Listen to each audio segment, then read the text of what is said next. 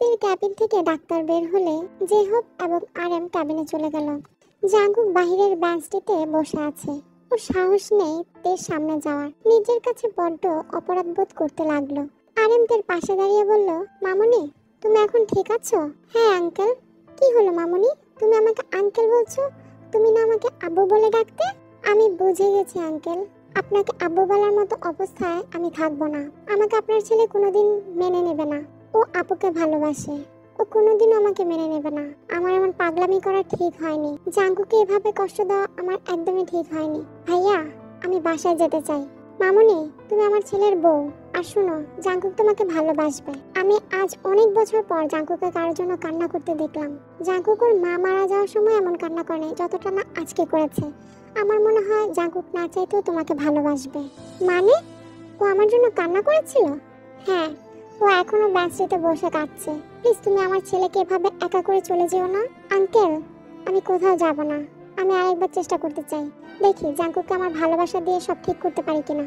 তোমাকে কি বলে যে ধন্যবাদ দিব আমার বলার ভাষা নেই। তুমি আমাদের জন্য অনেক কিছু সহ্য করেছো, আমাকে ক্ষমা করে দিও মামুনি। আরএম কান্না করে দিল এক প্রকার। তে উঠে আসতে গেলে মাথা ব্যথা শুরু হয়ে যায়। আরএম সাথে সাথে তের কাছে গিয়ে শুয়ে দেয়। প্লিজ আব্বু কান্না করবেন না।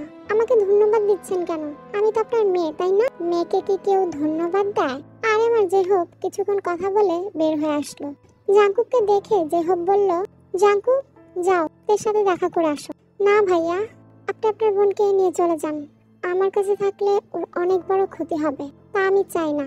ভাইয়া আমার জন্য বিকে মরতে হয়েছে, তের কোনো ক্ষতি হোক সেটা আমি এখন আর চাই না। তোর জন্য কি ক্ষতি হয়েছে? হ্যাঁ শুন, তুই চাইলে তেকে ভালো রাখতে পারিস। তুই তেকে ভালোবাসা দেখালে সব ঠিক হয়ে যাবে। দেখ জাঙ্কুক, অতীত মনে রেখে নিজের জীবন নষ্ট করার কোনো মানে হয় না। তুই এমন ভাবে থাকলে বিয়েও কষ্ট পাবে। তাই তুই তেকে নিয়ে নতুন করে জীবন শুরু কর। আমার কাজ আছে আব্বু, আমার যেতে হবে। মানে এত রাতে তোর আবার কি কাজ? দরকার আছে, আর কি কাজ আছে সেটা তোমার না জানলেও চলবে। জাঙ্কুক কথাগুলো বলে ক্যাবিন হসপিটাল থেকে বের হয়ে গেল। জাঙ্কুক রাস্তা দিয়ে হেঁটে ওই ব্রিজের কাছে চলে গেল। ব্রিজের পাশে দাঁড়িয়ে আবার আকাশের পানে তাকিয়ে থাকলো। রাত 3টায় জাঙ্কুক বাসার দিকে রওনা দিল। জাঙ্কুক বেশ খানিকটা দূর যেতে একটা মেয়ের কান্নার শব্দ ভেসে আসলো। জাঙ্কুক পিছনে ঘুরে তাকিয়ে দেখে কয়েকটা ছেলে মিলে একটা মেয়েকে জোর করে মুখ চেপে ধরে টেনে রাস্তার নিচের দিকে নিয়ে যাচ্ছে। জাঙ্কুক দৌড়ে যেতে লাগলো আর বলতে লাগলো, কে রে তোরা? ওই মেয়েকে ছেড়ে দে, না হলে তোদের কপালে দুঃখ আছে বলে দিলাম। মেয়েটাকে নিচে নামাতে যাবে সাথে সাথে জাঙ্কুক একটা ছেলের কলার ধরে টান দিয়ে মারতে লাগলো। ছেলেগুলোকে এমন ভাবে মারা শুরু করে যেন ছেলেগুলোর হাড়ই ভেঙে যাবে। জাঙ্কুক বেশ কিছুক্ষণ মারার পরে ছেলে দুটোকে ছেড়ে দিল। আজকের মতো তোদের মাফ করে দিলাম, আর কোনোদিন যদি তোদের এই এলাকাতে দেখি তাহলে তোদের সবাইকে এমন হাল করব, মেয়েদের দিকে তাকাতে থরথর করে কাঁপবি। আর এই দুটাকে নিয়ে হসপিটালে ভর্তি করে আয়, না হলে দুটো উপরে চলে যাবে। জাঙ্কুকের কথা শুনে দুজন ওই দুজনকে ধরে দৌড়ে পালিয়ে গেল। জাঙ্কুক পেছনে তাকাতেই মেয়েটাকে দেখে আবার চোখ ঘুরিয়ে নিল। জাঙ্কুক তাড়াতাড়ি করে ওর পাঞ্জাবিটা খুলে মেয়েটাকে পেছনের দিকে হাত দিয়ে দিল। মেয়েটা পাঞ্জাবি পরে নিল। মেয়েটা কান্না করে যাচ্ছে। জাঙ্কুক পেছনে ঘুরে বলল, আপনার বাসা কই, আর এত রাতে আপনি বাহিরে কেন? মেয়েটা কিছু বলছে না, শুধু কান্নাই করে যাচ্ছে। জাঙ্কুক রেগে গিয়ে ধমকের সুরে বলল, আরে কথা বলেন না কেন? আপনার বাসা কই? আপনার নাম কি? আমার নাম জিসু। বাসা কই? মেয়েটার বাসার ঠিকানা দিলে জাঙ্কুক বলল, ও আচ্ছা, চিন্তা করবেন না, আমি আপনাকে পৌঁছে দিয়ে আসবো। আপনি আমার পেছন পেছন আসেন। জিসু জাঙ্কুকের পেছন পেছন হাঁটতে লাগলো। জাঙ্কুক জিসুর সাথে টুকটাক কথা বলতে বলতে ওর বাসার সামনে চলে আসলো। জিসু জাঙ্কুকের কথাবার্তা যত শুনছিল ততই মুগ্ধ হয়ে যাচ্ছিল। জাঙ্কুকের চেহারা এখনো ভালো করে দেখে না। জিসুদের বাসার সামনে গিয়ে জাঙ্কুক জিসুর দিকে তাকাতেই জিসু মুগ্ধ হয়ে যায়। জিসুর মুখ দিয়ে কোনো কথা বের হচ্ছে না। জাঙ্কুক জিসুর দিকে হাত নাড়িয়ে বলল, এই যে আপু, আমার কথা শুনতে পাচ্ছেন? আপনি এখন ভিতরে যান, আর হ্যাঁ, আর জন্য একা বাহিরে না বের হন। বের হলে আপনার ভাইয়াকে বা আপনার ফ্যামিলির কাউকে নিয়ে বের হবেন, ওকে? আসলে আমি আসছি। জাঙ্কুক জিসুকে বিদায় দিয়ে বাসার উদ্দেশ্যে রওনা দিল। বাসায় যেতে যেতে রাত 4টা বেজে গেল। বাসায় গিয়ে কলিং বেল চাপতে লাগলো। কেউ দরজা খুলছে না দেখে জাঙ্কুক ওর রুমের পেছন দিয়ে বারান্দার পাইপ বেয়ে বারান্দায় উঠে পড়লো। বারান্দা উঠে রুমে ঢুকে দেখে সারা রুম অন্ধকার। জাঙ্কুক ফোন খুঁজতে গেলে মনে পড়ে যায় পাঞ্জাবির পকেটের ওয়ালেটে ফোন ছিল। ধ্যাৎ, ভালো লাগে না, ওই মেয়েটার কাছে সব রেখে এসেছি। আচ্ছা, ভালোই লাগে না। জাঙ্কুক উপায় না পেয়ে আস্তে আস্তে সাবধানে গিয়ে ডিম লাইট জ্বালিয়ে আস্তে আস্তে দেয়ালের কাছে গিয়ে লাইট জ্বালিয়ে পেছনে ঘুরে দেখে খাটের ওপারে তে ঘুমিয়ে আছে। তে শাড়ি পরে আছে। বুকের ওপর থেকে শাড়ির আঁচলটা সরে গেছে, হাঁটুর উপরে শাড়িটা উঠে গেছে। জাঙ্কুক আস্তে আস্তে করে এগিয়ে গিয়ে চাদরটা ওর উপরে দিয়ে ঢেকে দিল। তে বলল, জাঙ্কুক কখন এসেছো? এই ফাজিল, ঘুমিয়ে গেছি সেটা সুযোগ না হচ্ছে? আমাকে ডাক দিলেই তো হতো। চুপ, ফালতু কথা বলবে না। আমি কারো কোনো সুযোগ নিচ্ছি না, তোমাকে কাঁথাটা দিয়ে দিলাম, এইটুকুই। বুঝি আমার কাছে আসছিলে, ধরা পড়ে গেছো, এখন এসব মিথ্যা বাহানা দিচ্ছ। যাও যাও, ফ্রেশ হয়ে আসো। সারাদিন তো কিছু খাও নাই, আমি খাবার গরম করে নিয়ে আসছি। লাগবে না, আমি নিজে একাই করে নিতে পারি, তুমি ঘুমাও, আমি আমার কাজ করে নিতে পারবো। তুই খাট থেকে উঠে দাঁড়াতে যাবে, সাথে সাথে পড়ে যেতে নিলে জাঙ্কুক ধরে ফেলে।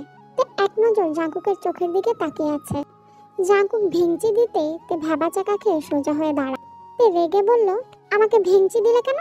তো কি করবো, দাঁড়াতে পারো না, আবার এসেছে আমার খাবার গরম করে দিতে। এই মেয়ে, এত বউ বউ ভাব করো না তো, আমি আমার কাজ করে নিতে পারি, চুপচাপ শুয়ে থাকো। আর তুমি খেয়েছো তো নাকি? খেয়েছি, মাথা অনেক ব্যথা করছে, সাথে কোমরে অনেক ব্যথা করছে। একটা কাজ করে দিবে? কি কাজ? খাবার গরম করে খেয়ে আমাকে একটু মলম দিয়ে মালিশ করে দিবে, অনেক ব্যথা করছে। আমি ওকে ডাক দিয়ে পাঠিয়ে দিচ্ছি। তোমার কি মাথায় সমস্যা আছে নাকি? এত রাতে সবাই ঘুমিয়ে গেছে, এত রাতে তাদের ডাক দেওয়া কি উচিত হবে? ওকে থাকো, আমি আসছি। আই ওয়েট, তুমি বাসায় ঢুকলে কিভাবে? দরজা তো ভেতর থেকে বন্ধ। আর তোমার শরীরে খালি সেন্টু গেঞ্জু কেন? পাঞ্জাবি করে রেখেছো, রুমে কোথাও তো দেখছি না। তোমাকে জানতে হবে না, শুয়ে থাকো, আমি আসছি। না, আগে আমার প্রশ্ন উত্তর দাও, তুমি কি ভূত নাকি? আমি কাউকে কোনো কিছুতে উত্তর দিতে বাধ্য না। জাঙ্কুক আলমারি থেকে টি শার্ট হাফ প্যান্ট বের করে ওয়াশরুমে চলে গেল। ওয়াশরুম থেকে বের হয়ে তেকে বলল, এই মেয়ে, একটা কথা বলবো, শুনবে? কি বলবে বলো? তোমার ফোনটা দিবে। কি? আমার ফোন দিয়ে কি করবে? দেখো, আমি প্রেম টেম করি না, তা আমাকে সন্দেহ করলে ভুল করবে। আর শুনো, আমার ফোনের সব কিছুর পাসওয়ার্ড দিব, বাট তোমাকেও আমাকে পাসওয়ার্ড দিতে হবে। হ্যাঁ, আমি ওসবের জন্য চাচ্ছি না। তুমি প্রেম করো বা না করো, ওটা তো আমার কিছু আসে যায় না। তোমার ফোনটা জাস্ট লাগবে, আমার নাম্বারে কল দেব। ও আচ্ছা। তোর ফোনের লকটা খুলে দিলে দেখে ওয়ালপেপারে জাঙ্কুকের পিকটা। জাঙ্কুক ভ্রু কুচকে তাকাতে তে ঘুমের ভান ধরতে লাগলো। জাঙ্কুক ফোনটা নিয়ে কল করলো, কয়েকবার রিং হতে লাগলো। ও, আমার পাঞ্জাবিটার সাথে আপনার কাছে আমার ওয়ালেট ফোন সব চলে গেছে। আমার ফোনটা আর ওয়ালেটটা একটু দিতে পারবেন? এত রাতে কিভাবে যাব? আর ভাইয়া, আব্বু সবাই আমার উপর রেগে আছে, কিভাবে বের হব আমি? আপনি চাইলে আসতে পারেন। আরে না, এখন না, আপনি আমাকে গতকাল দিতে পারবেন? আচ্ছা, আমি কলেজ থেকে আসার সময় আপনাকে দিয়ে দেবো না। আপনি বড় বট গাছ আছে না? কোন বট গাছ? কলেজের পাশে যে ওইটা নাকি? হ্যাঁ, আপনি চেনেন? হ্যাঁ তো, ওই কলেজেই তো পড়ি। বাহ, তাহলে তো ভালোই হলো। ওকে, সকালে তাহলে দেখা হবে। জাঙ্কুক ওর সাথে কথা বলে তেকে ফোনটা দিয়ে দিল। তে কিছু বলার আগে জাঙ্কুক বলল, ধন্যবাদ, এই নিন আপনার ফোন, থাকেন, অনেক ক্ষুধা লেগেছে। আর দাঁড়া, তুই কার সাথে কথা বললি? আমার গার্লফ্রেন্ডের সাথে কথা বললাম, সকালে ওর সাথে দেখা করবো তো তাই। কি গার্লফ্রেন্ড মানে? গার্লফ্রেন্ড মানে হয় না, গার্লফ্রেন্ড মানে ভালোবাসার প্রিয় মানুষ।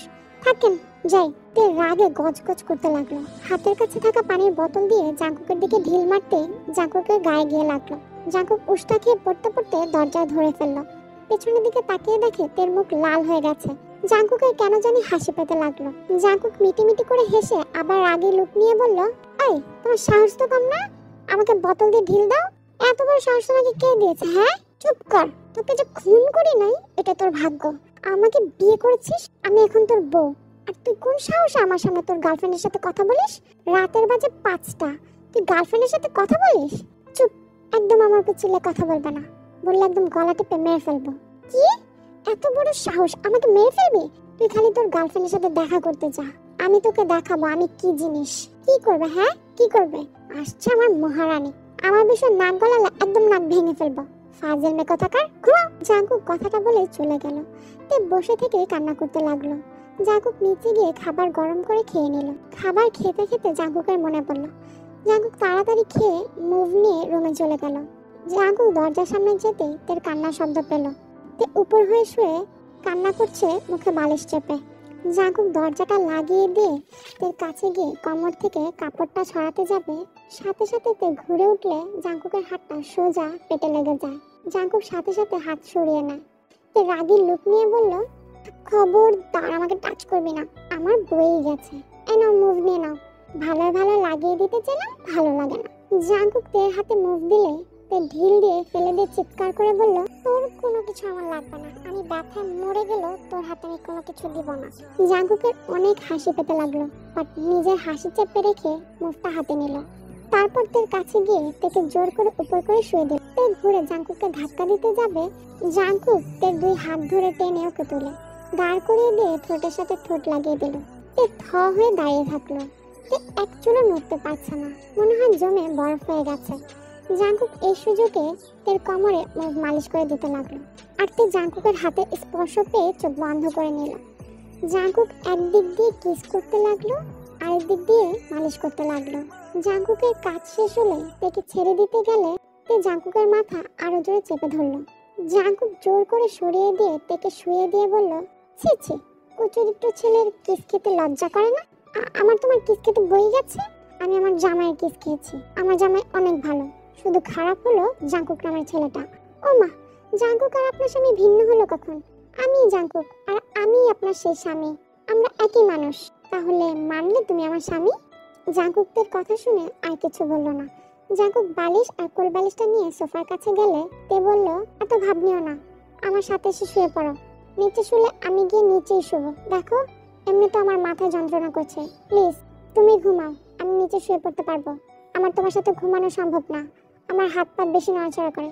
সমস্যা নাই, আমি তো তোমার স্ত্রী, তাই না? আসো। আর তুমি তোমাকে কিসও করলে, আমার কোমরেও হাত দিয়েছো, তা এত ন্যাকামি করো না। আমি কি তোমাকে ইচ্ছা করে এসব করেছি নাকি? তুমি ব্যথা পাচ্ছিলে তাই এমন করতে বাধ্য হয়েছি। তুমি ঘুমাও তো, অনেক রাত হয়ে গেছে। দূর চাই, একটা কথা শোনা না, যা ইচ্ছা তাই করো। জাঙ্কুক শুয়ে এপাশ ওপাশ করতে লাগলো। তো ব্যাপারটা দেখে বলল, এখনো সময় আছে, উপরে আসো, পরে কিন্তু আসতে দেব না। জাঙ্কুক আর দেরি না করে খাটের মধ্যে কোলবালিশটা রেখে বলল, এ পাশে যেন না আসো, তাহলে কিন্তু খবর হয়ে যাবে। ওকে ওকে শুয়ে পড়ো তো, আর এত ভাব দেখানোর কি আছে? আর নিচে তো শুতে পারবে না, তো ভাব দেখানোর কি আছে? হ্যাঁ, ঠ্যাস মেরে কথা বলে কিন্তু নিচে শুতে যাবো। ওকে ওকে ঘুমাও। জাঙ্কুক এক পাশ হয়ে শুয়ে পড়লো। তার আগে গজ গজ করতে করতে বলতে লাগলো, বাচ্চা বেটা, বিয়ে করা বউ থাকতে কোলবালিশকে জড়িয়ে ধরে ঘুমাচ্ছে, ইচ্ছা করছে লাথি মেরে খাট থেকে ফেলে দে। আমার কান কিন্তু খোলা আছে, চুপচাপ ঘুমাও, না হলে তোমাকে লাথি দিয়ে ফেলে দেবো। তে রাগে কোলবালিশটা ধরে লাথি দিয়ে ফেলে দিল। তারপর জাঙ্কুকের হাত দিয়ে নিজেকে জড়িয়ে নিল। জাঙ্কুকের বুকে মাথা দিয়ে বলল, আমাকে সরিয়ে দেওয়ার চেষ্টা করলে তোর খবর আছে, চুপচাপ করে ঘুমা, আমাকে জড়িয়ে ধরে থাক। উফ, ঘুমাতেও দিচ্ছে না। গুড মর্নিং জামাইজান। এই মেয়ে, তুমি আমাকে এসব উদ্ভট নামে ডাকবে না, বুঝেছো তো? জামাইকে জামাই ডাকবো না কি ভাসুর ডাকবো? এই মেয়েটার সাথে কথা বলে পারাই জানা। তুমি চুপ থাকো। আর এত সেজে গুজে সকাল সকাল কোথায় যাচ্ছ? ও মা, ভার্সিটিতে যাবো না? তোমার মাথায় এখনো ব্যথা আছে, ভার্সিটিতে কয়দিন পরে যাও, আজকে যাওয়া লাগবে না। আমার জামাই বুঝি আমার কেয়ার করছে? তোমার যা ভাবার ভাবো, তোমার ভালোর জন্যই বলেছি। জাঙ্কুক কথাটা বলে ভার্সিটির উদ্দেশ্যে রওনা হলো। তাই সারাদিন বাসায় ভালো লাগছিল না, তাই ও ভাবলো একটু কফি শপ থেকে ঘুরে আসা যাক। যেই ভাবা সেই কাজ। তে ভাবতে ভাবতে কফি শপের উদ্দেশ্যে রওনা হলো। তে গাড়ি থেকে নামতে তের চোখের সামনে যা দেখলো, তে মোটেও এটার জন্য প্রস্তুত ছিল না। তে দেখলো জাঙ্কুক একটা মেয়ের সাথে কফি শপে বসে গল্প করছে। তে ব্যাপারটা দেখার পরে আর এক মুহূর্ত সেখানে অপেক্ষা করলো না। বাসা আসার পর থেকে অঝরেই কান্না করে যাচ্ছে আর ভাবছে, আচ্ছা আমি তোর বউ, তাহলে আমাকে রেখে ওই মেয়ের সাথে কি করছিল এখানে? আর জাঙ্কুক যে বললো ভার্সিটিতে যাবে, তাহলে ওই মেয়ের সাথেও কি করছিল? একটা কফি শপে বসে মেয়ের সাথে গল্প করছিল। ওর লাইফে যদি কেউ থেকেই থাকে, তাহলে এত নাটক কেন করলো? ও যদি আমার আপুকে ভালোবাসে, আমার আপুকে ভুলতেই না পারে, ওই মেয়ের সাথে কি করছিল? আর যাই হোক, আমি আর জাঙ্কুককে কোনো রকমের বিরক্ত করবো না। ও যেমনটা থাকতে চায় আমি ওকে তেমনটাই থাকতে দেবো। তো এই ব্যাপারটার পর থেকে জাঙ্কুককে ইগনোর করা শুরু করে দেয়। জাঙ্কুকও ব্যাপারটা বুঝতে পারে, কিন্তু কেন যে ইগনোর করছে তে, সেটাই ও বুঝতে পারছে না। তাকে অনেকবার জিজ্ঞেস করার পরও তে কিছু বলে না। দেখতে দেখতে 6 মাস কেটে যায়। তে কালো কালারের একটা শাড়ি পরেছে। আজ ওর বান্ধবীর জন্মদিন। তে, তুমি কোথাও যাচ্ছ? হ্যাঁ, আমার বান্ধবীর জন্মদিন পার্টি আছে, ওখানেই যাব। আচ্ছা ঠিক আছে, তুমি আমাকে 5 মিনিট দাও, আমি ফ্রেশ হয়ে এসে তোমাকে নিয়ে যাচ্ছি। না থাক, লাগবে না, আমি একাই যেতে পারবো, তোমার কষ্ট করা লাগবে না। তে কথাটা বলে চলে যেতে লাগলে জাঙ্কুক বলল, দাঁড়াও, 5 মিনিট বসো, আমি তোমাকে নিয়ে যাব। আর আমি একটা কথাও শুনতে চাই না। তে মুখটা গোমড়া করে বসে রইল। জাঙ্কুক ফ্রেশ হয়ে এসে রেডি হয়ে তেকে নিয়ে রওনা দিল তের বান্ধবীর জন্মদিনের পার্টিতে। 30 মিনিটের মধ্যেই তারা ওইখানে চলে গেল। তে গাড়ি থেকে নামতে তের বান্ধবী জিসু এসে তেকে জড়িয়ে ধরলো। জাঙ্কুক গ্লাস খুলে থেকে বলতেই যাবে তখনই যিশু জাঙ্কুককে দেখে বলল, আপনি আপনি এখানে কি করছেন? ও তো আমার স্বামী, বাট তুই ওকে কিভাবে চিনিস? কি তোর স্বামী মানে? যিশু তোমার কি হতে? আমার বেস্ট ফ্রেন্ড, বাট তোমরা একে অপরকে কিভাবে চেনো? যিশু তুই জাঙ্কুককে কিভাবে চিনিস আর আমাকে কিছু বলিস নি ব্যাপারে? যিশু মাথা চুলকাতে চুলকাতে বলল, ইয়ে মানে দোস্ত, তোকে যদি এখন বলি তুই আমাকে অনেক মারবি। আর মারবো কেন? ইয়ে মানে দোস্ত, এতদিন আমি যে ছেলেটার কথা তোকে বলেছিলাম আসলে ওই ছেলেটাই এই ছেলে। যিশুর কথা শুনে হা করে যিশুর দিকে তাকিয়ে আছে। জাঙ্কুকের দিকে তাকিয়ে ধমকের সুরে বলল, কি ব্যাপার, তুমি এখানে দাঁড়িয়ে আছো কেন? যাও এখন এখান থেকে যাও। বাটা তো গরম দেখেই কথা বলছো কেন? যেতে বলেছি না, এখান থেকে যাও। ঠিক আছে, তোমরা এখন গল্প করো, যাওয়ার সময় আমাকে ফোন দিও, আমি তোমাকে এসে নিয়ে যাবো। ওকে ঠিক আছে, যাও। দেখ যিশু, খবরদার আমার সামনের দিকে নজর দিবি না। আমার ড্রেস জুতা আমার সবকিছু নিয়েছিস, কিছু বলি নাই। শেষমেশ আমার জামাইকে দেখে ফিদা হয়ে বসে আছিস। খবরদার ওর দিকে ভুলেও হাত বাড়ালে খবর হয়ে যাবে। আমি ভুলে যাবো তুই আমার বেস্ট। আমি তোর জামাই দিকে নজর দিব কেন? আর হ্যাঁ, ওকে দেখে আমি ফিদা হয়েছিলাম। এখন যখন জেনে গেছি ও তোর জামাই হয়, তখন ও আমার দুলা ভাই হয়। পার্টি শেষ করে তেকে নিয়ে জাঙ্কুক বাসা চলে যায়। বাসায় গিয়ে ফ্রেশ হয়ে বারান্দায় দাঁড়িয়ে আছে। জাঙ্কুক থেকে রুমে দেখতে না পেয়ে বারান্দায় গিয়ে দেখলো তে বারান্দায় দাঁড়িয়ে আছে। জাঙ্কুকও তের পাশে গিয়ে দাঁড়িয়ে তেকে বলল, তে তুমি কি কোনো কিছু নিয়ে আপসেট? না তো। কেন? তোমার এমন কেন মনে হলো যে আমি কোনো কিছু নিয়ে আপসেট? আর আমি আপসেট হলেও বাকি তোমার তো কিছু যায় আসে না জাঙ্কুক। তে ব্যাপারটা এমন না, তুমি আমার দায়িত্ব, তুমি আমার স্ত্রী, তুমি এটা মানো জাঙ্কুক। জাঙ্কুক চুপ করে থাকলো কিছুক্ষণ। চুপ করে থেকে আবার বলল, তে তুমি আগে যেমন ছিলে তেমনটা নেই, কোনো কিছু কি হয়েছে আমার সাথে শেয়ার করো। তারপরে তে বলতে লাগলো, আসলে ওই দিন তুমি যখন আমাকে ভার্সিটির কথা বলে বের হয়েছিলে, আমার বাসা ভালো লাগছিল না, খুব বোর লাগছিল। আমি বাসা থেকে বের হয়ে একটু কফি খেতে বের হয়েছিলাম। কফি শপের সামনে যেতেই দেখলাম তুমি একটা মেয়ের সাথে হাহাহিহি করে কথা বলছো। আমি দূর থেকে ভাবলাম তুমি হয়তো বা আমাকে চিট করছো। আমি কোনো কিছু না ভেবে উল্টাপাল্টা ভেবে বাসায় এসে খুব কান্নাকাটি করে আমার খুব মন খারাপ হতে লাগলো। আমি হয়তো বা ভাবলাম তুমি কাউকে পছন্দ করো, ভালোবাসো।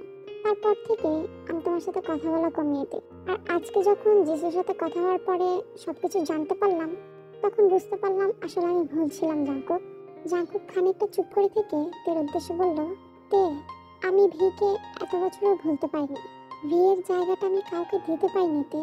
আর তুমি কি করে ভেবে নিলে যেখানে আমি তোমাকে মানতে পারছিলাম না সেখানে আমি অন্য মেয়েকে ভালোবাসবো? তুমি আসলে একটা বোকা। জাঙ্কুকের দিকে ঘুরে জাঙ্কুকে জড়িয়ে ধরে বলল, জাঙ্কুক, দেওয়া যায় না আমাদের এই সম্পর্ককে একটা সুযোগ? আমার খুব কষ্ট হয়, আমি তোমাকে অনেক ভালোবাসি জাঙ্কুক। আমাকে এভাবে বারবার দূরে ঠেলে দিও না, একটু ভালোবেসে দেখো। আমি তোমাকে ছেড়ে কোথাও যাব না, আই প্রমিস জাঙ্কুক। কথাটা বলতে বলতে তে অঝরে কান্না করতে লাগলো। জাঙ্কুক থেকে জড়িয়ে ধরে কিছুক্ষণ দাঁড়িয়ে থাকলো। তের কপালে একটা চুমু দিয়ে বলল, আমাকে কিছুদিন সময় দাও তে। যত সময় লাগে লাগুক না জাঙ্কুক, কিন্তু আমাকে ফিরিয়ে দিও না, আমি তোমাকে অনেক ভালোবাসি জাঙ্কুক। এভাবেই ভাবতে ভাবতে কেটে গেল আর 7টা দিন। জাঙ্কুকের চেনা ওই ব্রিজটার উপর দাঁড়িয়ে চাঁদের দিকে তাকিয়ে আছে আর ভাবছে, বিয়ে, আমি তোমাকে অনেক ভালোবাসি বিয়ে, কিন্তু আমি এখন যাকে বিয়ে করেছি তার সাথে যা করছি সেটাও ঠিক হচ্ছে না। আমার দায়িত্ব আর কর্তব্যবোধ বলছে ওকে একটা সুযোগ দেওয়া দরকার। আর আমার অতীতের ভালোবাসার দিকে তাকালে মনে হয় শুধু তোমাতেই ডুবে থাকে। অত শত ভাবতে ভাবতে জাঙ্কুক ভেবেই ফেললো তেকে একটা সুযোগ দেওয়া উচিত। জাঙ্কুক বাইক নিয়ে বাসার উদ্দেশ্যে রওনা হলো। বাসায় যেয়ে আরামকে বলল, তেকে জাঙ্কুক আরেকবার বিয়ে করতে চায়, এবার ধুমধাম করে। আরামও জাঙ্কুকের কথায় রাজি হয়ে যায়। তারপর তে আর জাঙ্কুকের ধুমধাম করে বিয়ে হয়। বাসর ঘরে তে লম্বা ঘোমটা দিয়ে বসে আছে। জাঙ্কুক আস্তে করে ওর পাশে গিয়ে ঘোমটাটা খুলে কপালে চুমু দিয়ে বলল, আমার বুকে পরীর মতো সুন্দর লাগছে। তে লজ্জা পেয়ে গেল। তে লজ্জায় নিচের দিকে তাকিয়ে থাকলো। জাঙ্কুক বলল, এত লজ্জা কিসে? কিছুক্ষণ পর তো সব লজ্জা ভেঙেই দেব। যা ফাজিল ছেলে, তা হঠাৎ করে বাসর করতে আসলে আমার বোনকে বুঝি ভুলে গেছো? জাঙ্কুকের কথা শুনে খাট থেকে নেমে পড়লো। খাট থেকে উঠে পেছন থেকে জড়িয়ে বলল, সরি জান, আমি মজা করছি। সে ছিল আমার প্রথম ভালোবাসা, আমার প্রথম স্ত্রী। তুমি আমার স্ত্রী, তোমাকে মানি বা না মানি এটা আমি অস্বীকার করতে পারবো না। আর কতদিনই বা তোমাকে দূরে সরিয়ে রাখবো? তোমাকে একদিন না একদিন মেনে নিতে হবে, তাই আগেই মেনে নিলে ক্ষতি কোথায়? শুধু তোমার কাছে একটা অনুরোধ থাকবে, আমার বিষয়ে কোনোদিন নাক গলিও না। হয়েছে বুঝেছি, এখন আমাকে আদর করো। আমাকে আম্মুর ডাক শোনার ব্যবস্থা করবে নাকি আমি নিজে তোমার উপর ঝাঁপিয়ে পড়বো? থাক ম্যাম, আপনাকে ঝাঁপিয়ে পড়তে হবে না, ঝাঁপিয়ে পড়ার জন্য আমি আছি তো। ওকে কপালে চুমু দিল। কপাল থেকে আস্তে আস্তে নাকে, তারপরে ঠোঁটে। ঠোঁটের চুমু হালকা থেকে গাঢ় হতে থাকলো। জাঙ্কুক ঠোঁট ছেড়ে তার গলায় চলে গেল। জাঙ্কুক পাগলের মতো তাকে আদর করতে থাকলো। ছোট আদর থেকে একসময় বড় আদরে পরিণত হলো। জাঙ্কুকের হাত তার সারা শরীরে বিচরণ করতে লাগলো। তে জাঙ্কুকের এমন স্পর্শে মাতালের মতো অবস্থা হয়ে যাচ্ছে। জাঙ্কুক, আমার কেমন যেন লাগছে। কেমন লাগছে জান? অন্যরকম লাগছে। অনেক ভালোবাসি জাঙ্কুক। আমি আমার এই বউটাকে অনেক ভালোবাসি। আর আজকের ভালোবাসাটা একটু অন্যরকম হবে জান। আমার ভালোবাসাগুলো একটু সহ্য করে নিন। তারপর আস্তে আস্তে দুজন হারিয়ে গেল এক অন্য জগতে। এই মাসুদ আর্মিগুলা, লুকিয়ে লুকিয়ে আমার ভিডিও দেখো, অথচ আমার ভিডিওতে লাইক দাও না। কমেন্ট করে তো একটা জানিয়ে দিতে পারো ভিডিওটা কেমন হয়েছে। তোমাদের একটা কমেন্ট আমাকে অনেক ইন্সপায়ার করে। নেক্সটে তোমরা কেমন গল্প চাও আমাকে জানিয়ে দিও। সবাই ভালো থেকো।